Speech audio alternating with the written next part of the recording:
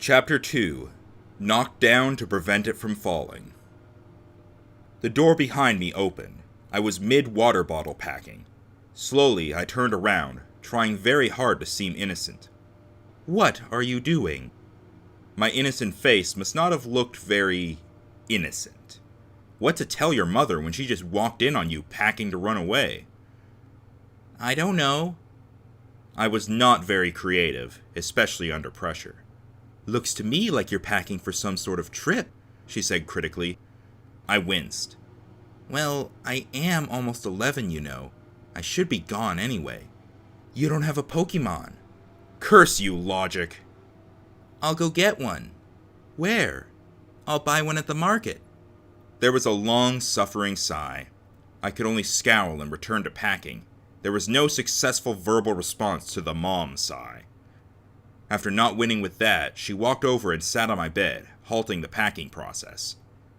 "With what money?" she asked quietly. "Birthday money. Allowance. I did have a little money saved up." "Can I have my birthday money early?" "It would only be 2 days." "How about your gift instead?"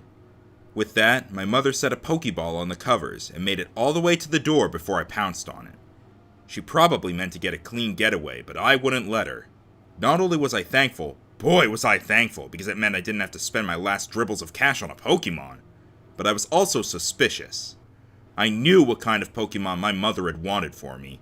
If she was so eager to get away, it only made me suspect her more. Not wanting to get saddled with a Skitty or Igglybuff, and holding her still at the door in a one-armed hug, I tossed the Pokeball to the floor. The pedestal in my mind came crashing to the ground as I recognized the creature. Dull yellow, with a few curls of fur on the top of its head, nestled between round, twitching ears. A bland, disinterested gaze, black-rimmed.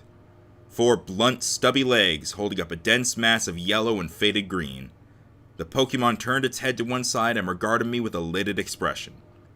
"Really?" "Yes, really. Your father and I think a Numel would be a wonderful starter Pokemon. It's fire-type, so you get your element of danger, which you seem to need, but you won't get burnt to a crisp by it." "But, really?" I repeated with more than a bit of desperation. "Yes, really," she replied firmly. And that was how I got Pedestal, my Numel. I set out soon after that. I was not exactly enthused with a Numel of all Pokemon, but I continually cheered myself up. After all, that had been my Grandmaster plan, right? I was going to take an ordinary Pokemon and make it extraordinary. I could still do this. I would still do this. Every time I got enthusiastic or excited, however, Des, for it was much easier to encourage a battle by the name of Des than Pedestal, plus I could avoid many more weird looks this way, would once again remind me that I had been foolish to place it in the spotlight. It never was excited, and usually gave me a few bruises as it would knock my feet out from under me with its head. It took a few weeks for me to figure out that this was virtually the blank Pokemon's only sign of affection. Otherwise, the Numel was a blank slate.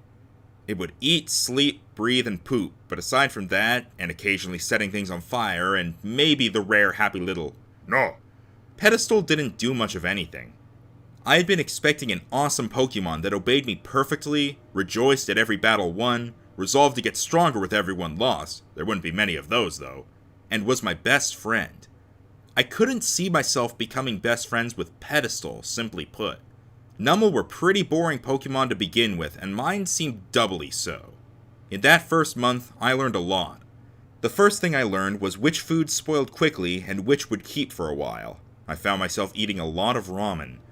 Pedestal picked out its favorite foods as well, usually by snatching bites of mine. One good thing about having my Numel, I never had to waste any matches or my time rubbing sticks together. Instant cooking fires! Another very important thing I learned was that shoes were not there to look good or to match with anything. They were there to keep your feet from murdering you in your sleep. A week in, Pedestal accidentally burned my tennis shoes to nothing more than charred rubber, which gave me the excuse to go buy some proper hiking boots with arch support. I think it was the nicest thing it had ever done for me, even if it was an accident. Even after a short week, I'm pretty sure I would have had to cut off my feet if I had to walk any further in those things. It was the same with clothes. They didn't have to look good. I was more intent on keeping warm and dry after just a few days than impressing anyone. The third thing I learned was that my Pokemon, especially as I had only one, didn't spend much time in its Pokeball. Pedestal liked to walk beside me as we traveled, even if it was slower than a sleeping Snorlax. Pedestal also made for a very warm pillow or convenient heater in the few times we gotten rained into a cave. That brings me to my next point, and possibly the most important. Pedestal did not like water. It wouldn't swim, it wouldn't bathe past licking itself and rolling in mud, which seemed to defeat the purpose, I know, but it kept my Pokemon happy. And whenever it rained, we would have to seek refuge under trees or in a cave. Actually, okay, this happened only twice, the fact that we found a handy cave. Most times, I just had to return Des into its Pokeball. This, more than anything else, made me realize for the first time that my Numel was a fire Pokemon. Fire Pokemon didn't like water or water Pokemon. Also, according to my Pokedex, Numel were also part ground type. That meant that it was doubly weak against water Pokemon. I kept this in a far-off place in my mind, since, while it rained often, or maybe the weather was spiting me, there weren't a lot of water Pokemon in the area. The nearest river was miles away, and I never had to get any water from it or any ponds thanks to the rain. We were set, it seemed. Pedestal would contentedly train while burning grass Pokemon and small rodents and birds, and I would rejoice over each and every victory, especially the trainer ones.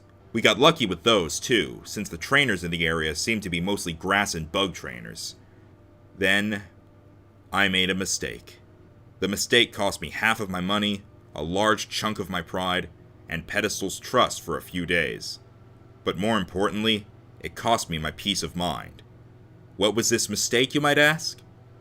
I found a trainer with a water Pokemon.